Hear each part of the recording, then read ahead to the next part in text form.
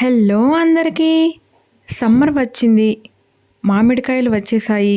ఇక మ్యాంగోస్‌తో అన్ని varieties try చేయాల్సిందే. ఈ వీడియోలో మామిడికాయ పులిహోర ఎలా ప్రిపేర్ చేయాలో చూసేద్దాం. ముందుగా 3 మామిడికాయలను వాష్ చేసి పొట్టు తీసుకోవాలి. వీటిని గ్రేటర్‌తో గ్రేట్ చేసుకోవాలి.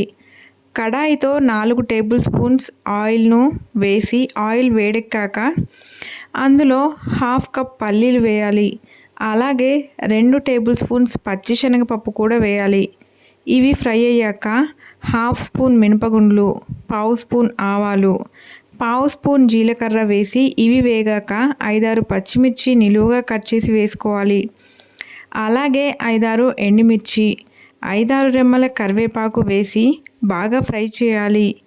ఇప్పుడు తురిమిన మామిడికాయల్ని యాడ్ చేయాలి. బాగా ఉడకనివ్వాలి.